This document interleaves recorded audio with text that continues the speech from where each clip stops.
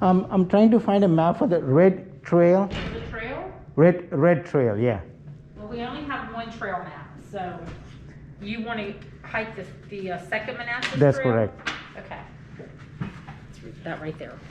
So this side is the blue, the red is this way? No, the best way to go is to go across this way, because this piece of the trail, just to orient you, you're here. This piece of the trail is joined by both of the trails. So if you take this and you shoot that way, when you get to the top of the hill, that's when you continue to go straight, and then you'll go across the road and go that way. Okay, and it comes back this way. Okay. It comes back up this way. Okay, thank you. But if you go that way, you're looking at the front of the signs. If you go that way, you're going to be looking at the back of the signs. All right. Okay? So just go towards the stone house Yep, and go towards the stone house. and you pass go the on up Matthew Hill. And then when you get to the top of Matthews Hill, you continue to go straight, and you'll go down to the parking lot, and you'll see the sign that goes this way and it goes across the road. And then it picks the up. path is well marked with the red Yes. markers, right? Yes. Thank you. Now there still may be some blue markers on it because a year ago they both were blue trails, but it was First Manassas and Second Manassas. Okay. But they have done their best to do the red, the red markings on that trail. Okay. Okay? Thank you. You're welcome. Enjoy. You're welcome. Now you start.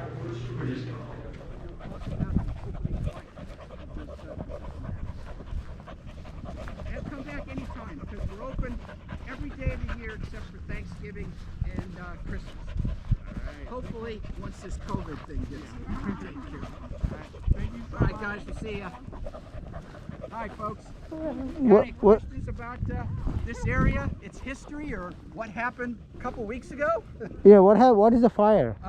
It's a controlled burn in order to take down a lot of the trees that are starting to come up, to restore it to what it looked like in 1862, when a great battle took place on the slopes of this. So how did it look in 1862?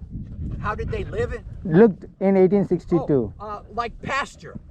You have cattle grazing throughout here, and they help keep the grass down. But nobody's been farming here for over 100 years. So this is what happens, and you have to use artificial measures to keep the trees from sprouting up. So the Union forces were advancing from this side? They're assembling in the woods across the road. And the Confederates are in this position along the unfinished railroad. You see, it looks like a ready-made trench. And they're fighting behind that in a protected position. And 6,000 Union soldiers are coming out of that woods, swinging like a door up against the Confederate line. And there was no cavalry or the cannon support for them? Way back. And in many cases, the Union artillery is falling on Union soldiers. But for the Confederates, they have 36 guns, half a mile in that direction, and they know exactly where the Confederate line is. So they're firing right in here, all across this slope, and to deadly effect. And did the Confederates were defending some town here, or just they were kind of? They were trying to cut off the Union Army's line of supply with Washington, D.C. This is the way to the D.C.? Yes. This is blocking their way to D.C. They have to actually D.C. is that way, but originally they cut off. The Union Army was over in that direction, and they had to come here to try and restore their supply line. Now they don't do that. This attack fails, and the Confederates sweep forward from that wing and almost destroy the Union Army. Almost. And who was the general? Was the General Grant the general at the time? No, he's out west still. The Union general is a man named John Pope. Oh, okay. And the Confederate general is Robert E. Lee. And why were they even attacking this place? What's the importance of this place for the Union forces to attack? Because the Confederate Army stood between them and Washington. They had cut off their supplies, and so now they had to march to this area and try and try and restore their line of communication or attack, and the Union commander thinks he's only fighting half of the Confederate Army. That's wrong. The rest of the Confederate Army has arrived, but he doesn't believe it.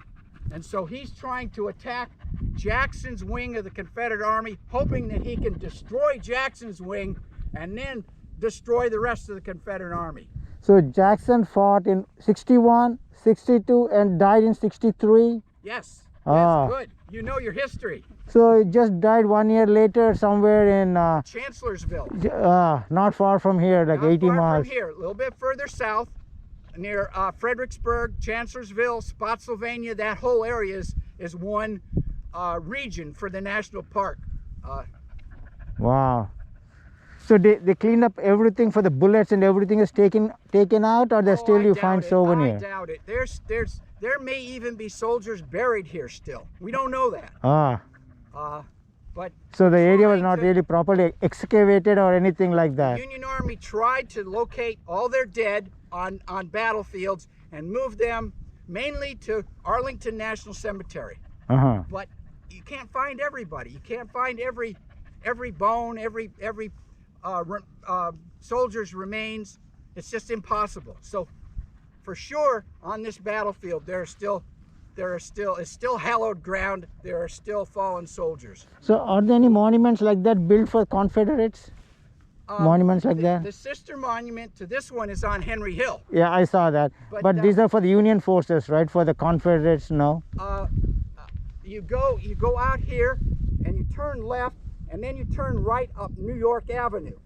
The 5th New York and the 10th New York have monuments on New York Avenue. And also at the top of the hill as you drive back towards the visitor center, if you go up New York Avenue, you look to your right at the crest of that ridge, there's a monument to the 14th Brooklyn.